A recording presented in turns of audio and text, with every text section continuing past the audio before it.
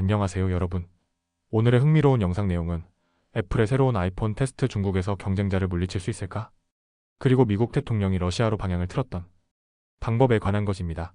우선 좋아요 버튼을 누르고 채널 구독 및 알림 설정도 잊지 마세요. 여러분의 관심과 지지가 저희에게 큰 힘이 됩니다. 첫 영상은 애플과 중국 스마트폰 시장의 경쟁에 대해 이야기해 보겠습니다. 애플이 중국에서 1위를 차지했었지만 이제는 화웨이와 비보에 밀려 3위로 내려앉았습니다. 애플이 다시 시장을 되찾을 수 있을까요? 아니면 중국 기업들이 애플을 완전히 밀어낼까요? 지금부터 하나씩 분석해 보겠습니다. 첫 번째, 애플의 중국 시장 점유율 변화. 2년 전만 해도 아이폰은 중국에서 가장 많이 팔리는 스마트폰이었습니다. 하지만 현재 애플의 점유율은 1위에서 3위로 하락했으며 1위 비보 17.2%, 2위 화웨이 16.6%, 3위 애플 15.5%. 왜 애플이 밀려났을까요? 중국 경제 침체, 소비자들이 저렴한 제품을 선호. 중국 업체들의 기술 발전, 화웨이, 비보 등 현지 업체들이 애플과의 격차를 좁힘. 미국과 중국 기술 전쟁, 중국 정부가 화웨이 등 자국 기업을 강하게 지원. 결론, 애플은 더 이상 중국에서 독보적인 브랜드가 아닙니다. 두 번째, 애플의 반격. 아이폰 16이 출시. 애플은 이에 대응하기 위해 아이폰 16을 출시했습니다. 가격 $600 기존보다 저렴한 모델. 목표 비싼 프리미엄 모델 대신 가격 민감한 소비자 공략. 장점, $800 미만의 스마트폰 구매자들에게 중국 정부의 경기부양 보조금 적용. 이 전략이 성공할 수 있을까요? 아이폰 16이는 중국 내 저가 스마트폰 시장을 공략하는 모델입니다. 하지만 여전히 한 가지 큰 문제가 있습니다. 세 번째, 화웨이의 반격. 최첨단 폴더블 스마트폰 메이트 XT. 같은 시기에 화웨이는 메이트 XT를 발표했습니다. 가격 $3,700. 특징, 더블 폴딩 디자인으로 태블릿처럼 변형 가능. 화웨이 자체 개발 운영체제 사용, 미국 체제 우회 전략. 화웨이의 전략은 하이엔드 시장에서 아이폰을 대체할 강력한 모델 출시, 자체 운영체제 및 AI 기술로 차별화, 정부 지원을 통해 중국 내 점유율 확대. 결론, 애플이 저가형 모델을 내놓았지만 화웨이는 프리미엄 모델로 차별화를 시도하고 있습니다. 네 번째, 중국 정부의 개입. 애플의 불리한 환경. 현재 중국 정부는 애플보다 자국 기업을 지원하는 정책을 펼치고 있습니다. 화웨이, 비보 등은 정부 보조금을 받으며 성장. 아이폰의 AI 기능, 애플 인텔리전스의 중국에서 아직 승인되지 않음. 애플의 글로벌 AI 파트너인 오픈 AI가 중국에서 운영되지 않음. 애플의 대응 방법은 중국 기업인 알리바바, 바이두와 협력하여 AI 기능 도입 추진. 올해 말까지 중국 시장에서 AI 서비스 승인 목표. 결론, 애플은 AI 기능 도입이 지연되면서 현지 스마트폰 제조업체보다 경쟁력이 낮아지고 있습니다.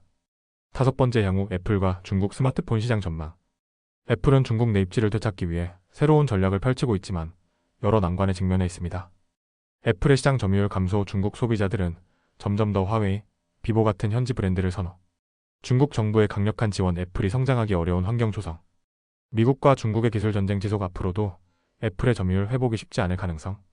하지만 애플이 완전히 밀려날까요? 아직 단정하긴 어렵습니다. 아이폰 브랜드 충성도가 높은 소비층이 여전히 존재. 중국 내 프리미엄 스마트폰 시장에서 여전히 강세. AI 기술 도입이 승인된다면 반격 가능. 여섯째, 최종 결론. 애플이 중국 시장에서 살아남기 위해서는 가격 경쟁력과 AI 기술 도입이 필수. 화웨이와 비보가 강력한 경쟁자로 떠오르며 애플의 점유율 회복이 쉽지 않을 것. 미국과 중국 기술 전쟁이 지속되는 한 애플의 중국 내 입지는 점점 더 어려워질 가능성. 애플이 중국 시장에서 다시 1위를 차지할 수 있을까요? 아니면 화웨이와 비보가 애플을 완전히 밀어낼까요? 다음 영상은 월스트리트 저널의 최근 기사에서 다룬 트럼프 전 대통령과 러시아 관계 변화에 대한 내용을 정리해 보겠습니다. 이번 내용은 트럼프 전 대통령이 푸틴 대통령과의 관계를 어떻게 형성했으며 그의 외교 정책이 어떻게 변화해 왔는지를 다루고 있습니다. 첫 번째, 트럼프와 푸틴의 첫 만남. 2018년 트럼프 대통령과 블라디미르 푸틴 러시아 대통령의 첫 정상회담이 열렸습니다. 당시 두 정상은 고문 없이 몇 시간 동안 단독 회담을 했고 이후 기자회견에서 트럼프 대통령은 푸틴의 말을 신뢰한다는 발언을 해 논란이 됐습니다. 논란의 핵심. 트럼프 대통령이 2016년 미국 대선 개입에 대해 푸틴의 말을 믿는다고 언급하며 미국 정보기관의 결론을 부정한 것입니다. 이에 대한 반발로 공화당 내부에서도 비판이 나왔고 트럼프는 곧바로 러시아에 대한 추가 제재를 발표해야 했습니다. 포인트. 이때까지만 해도 미국 내에서 러시아의 우호적인 태도는 정치적으로 위험한 선택이었습니다. 두 번째, 트럼프 행정부 초기의 러시아 정책. 트럼프 전 대통령은 집권 초기에 러시아와의 관계를 개선하려 했습니다. 그러나 내부 반발이 심했고 트럼프의 첫 국가안보보좌관 마이클 플린이 러시아와의 접촉 문제로 사임. 의회가 강력한 대러 제재 법안을 추진. 이처럼 트럼프의 친러시아 정책은 강한 반발을 맞닥뜨렸습니다. 세 번째, 우크라이나 전쟁과 트럼프의 입장 변화. 하지만 시간이 지나면서 미국 내 정치 지형이 변화했습니다. 트럼프는 최근 젤렌스키 대통령을 독재자라고 부르고 푸틴이 주장하는 서방의 책임론을 반복하는 발언을 했습니다. 그런데도 이전처럼 큰 정치적 반발이 일어나지 않았습니다. 왜일까요? 네 번째, 미국 내 보수층의 변화. 현재 미국 보수층 일부에서는 푸틴을 긍정적으로 보는 시각이 생겨났습니다. 특히 기독교 보수층 일부는 푸틴이 전통적 가치를 지키는 인물이라고 인식하는 경향을 보였습니다. 보수 성향의 미디어 인사인 터커 칼슨은 우크라이나와 러시아의 갈등에서 왜 우리는 러시아를 응원하지 말아야 하는가? 라는 발언을 하기도 했습니다. 이런 인식 변화가 트럼프의 러시아 접근 방식을 더 자유롭게 만들었습니다.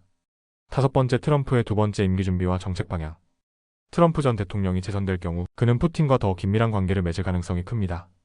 이미 트럼프는 러시아에 강경한 태도를 보이던 측근들과 거리를 두고 있습니다. 우크라이나 지원에 반대하는 정책을 내세우고 있습니다. 미국의 전통적인 동맹국들 유럽 국가보다 러시아와의 관계를 더 중시할 가능성이 있습니다.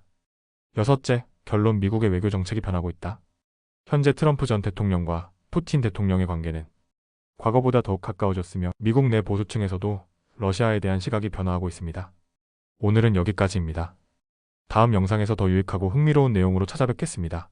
이 영상은 투자 의견이 아닙니다. 매우 감사합니다.